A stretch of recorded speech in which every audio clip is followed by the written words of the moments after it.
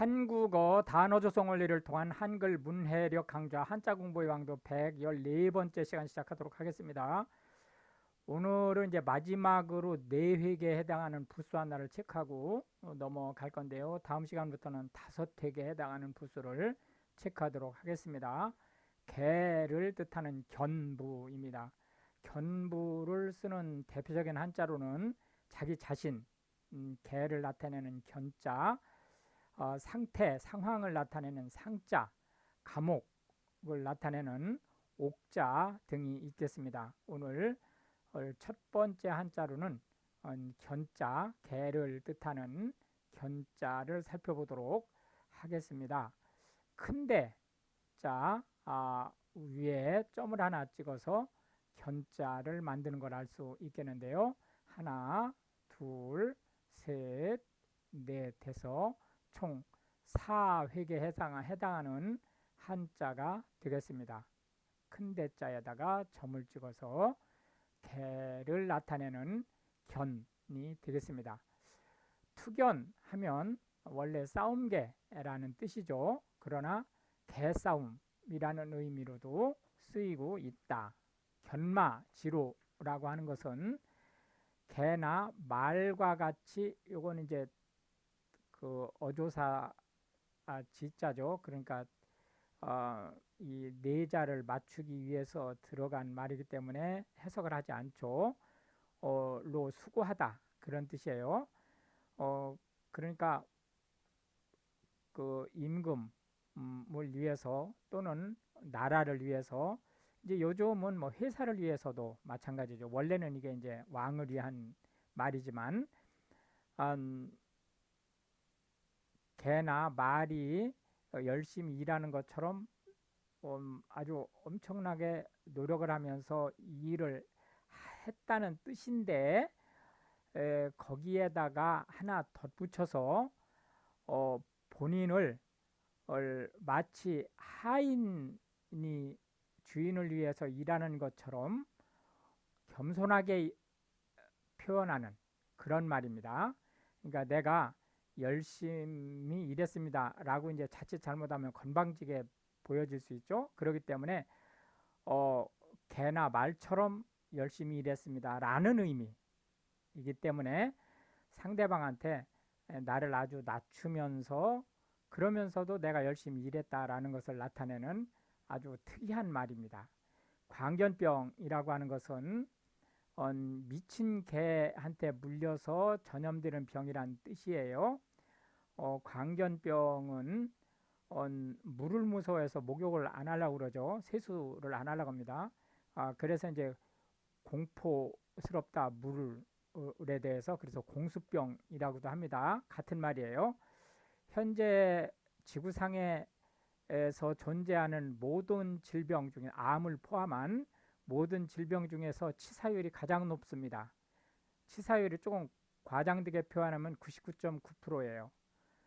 현재 완치율은 제로에 가깝습니다. 아주 심각한 질병이에요. 견원지간이라고 하는 것은 이건 개란 뜻이고 원은 원숭이란 뜻이죠. 그래서 개와 원숭이와 같은 역시 지자는 말을 도와주기 위한 지자니까 해석을 안 하고 이 사이란 뜻이죠. 개와 원숭이 사이 해서 원수지간 극렬히 싸우는 사이란 뜻입니다. 원래는 가까워질 수 없는 사이란 뜻이죠. 원래는. 그런데 그것이 지금은 원수처럼 싸우는 사람들 사이다라는 의미로 쓰이고 있다. 애완견이란 말은 지금 현재는 이제 지양하고 있죠. 쓰지 말자고 하는 쪽이에요. 그래서 반려견이라는 말로 바꾸고 있는데 이거는 이제 그 일반 예를 들어서 뭐 식용이라든지 또는 스포츠용이라든지 이런 쪽으로 쓰는 게 참 기르는 게 아니고 어, 삶의 활력을 이제 되찾기 위한 그러한 목적으로 기르는 개를 뜻하는 거죠. 맹견이라고 하는 것은 아주 사나운 개를 뜻합니다. 견공이라고 하는 것은 예로부터 개가 워낙 충성스럽기 때문에 그 충성스러운 개를 좀 높여서 칭하는 말을 견공이라고 얘기를 합니다. 충견은 충성스러운 개란 뜻이고, 명견은 이름이 널리 알려진 개란 뜻이고요. 안내견은 현재 그 시각장애를 가진 분들을 위해서 눈 역할을 해주는 개를 우리가 안내견이라고 얘기를 합니다. 안내견은 사람이 갈 수 있는 모든 곳에 함께 갈 수 있습니다. 예를 들어서 식당이라든지 이런 데 안내견은 들어갈 수 있는 거예요. 그러니까 개를 데리고 어디 음식점에 들어왔느냐 이런 얘기를 하지 마시기 바랍니다. 뭐 음식점에 들어갈 수 있으니까 그 나머지는 모든 곳에 다 들어갈 수 있는 거예요. 안내견은 개라고 해서 출입을 금지시키면 안 됩니다. 두 번째로는 자를 보겠는데요. 뒤라는 뜻입니다. 그래서 뒤 후자를 두 번째 한자로 보기로 하겠고요. 이 후자는 역시 계속해서 얘기가 나오고 있지만 인쇄할 때는 이게 따로따로 인쇄를 하죠. 그러나 손으로 쓸 때는 이걸 한 번에 씁니다. 그러니까 그건 참고 하시기 바라겠고요. 하나, 둘, 셋, 넷, 다섯, 여섯, 일곱, 여덟, 아홉에서 총 9획에 해당하는 한자가 되겠습니다. 약자로 후자는 이렇게도 씁니다. 잠깐만요. 약자 이렇게 쓰는 것 같은데 문제가 있으면 제가 다시 알려드리겠습니다. 다시 한번 말씀드리면 약자는 중국 본토에서 쓰는 간치하고는 다릅니다. 대만, 일본, 한국에서만 쓰이는 거로 다시 한번 말씀드리고요. 후자가 들어가는 단어는 뭐 워낙 많은데 몇 가지만 말씀드리겠습니다. 후일 그러면 훗날 이라고 해서 이 날은 한국 순수말이죠. 요 후는 한자어 해서 후일과 훗날은 같은 말입니다. 이거는 미래를 뜻하는 거죠. 후광이라고 하는 것은 예수님이라든지 또는 부처님이라든지 그 상 뒤에 보면 그 빛이 있죠. 그 빛을 이렇게 둥그런 모습으로 표현을 합니다.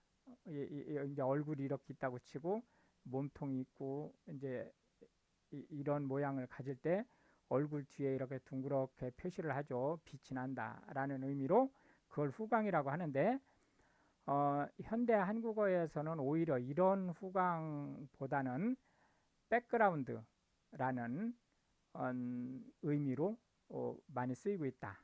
오후라고 하는 것은 정오에서 해질녘까지를 뜻하는 거고요.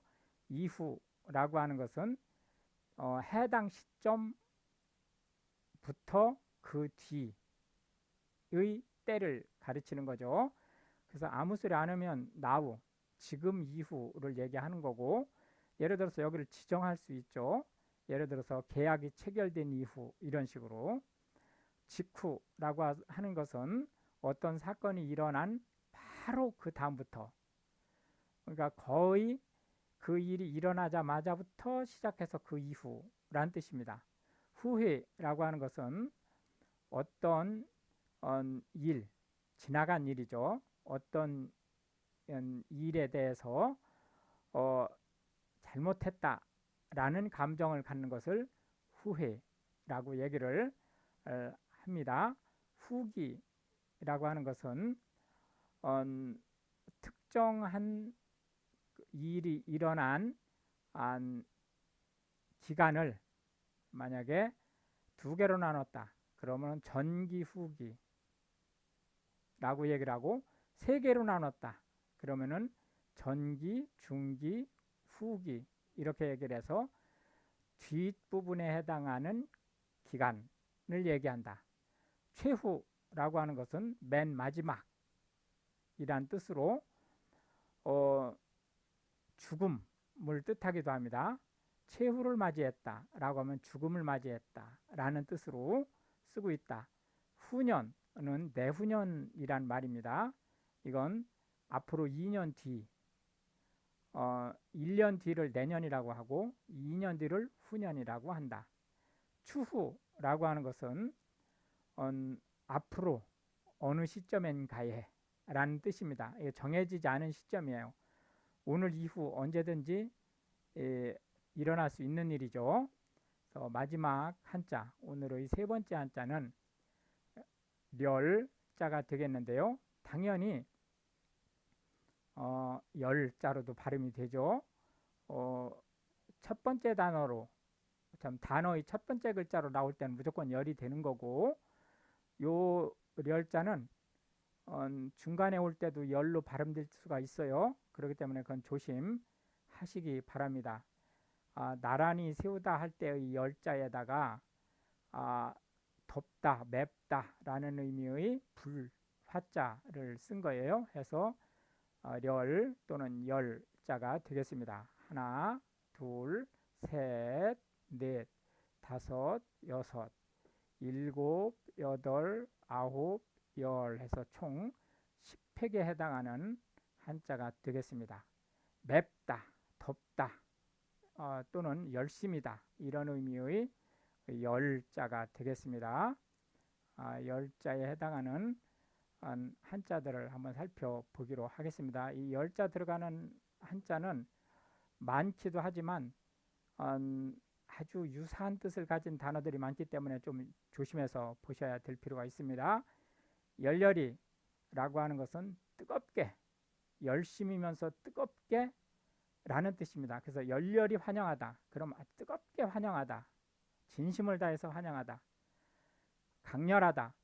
인상에 남을 만큼 강하게, 그리고 열심히 라는 뜻입니다.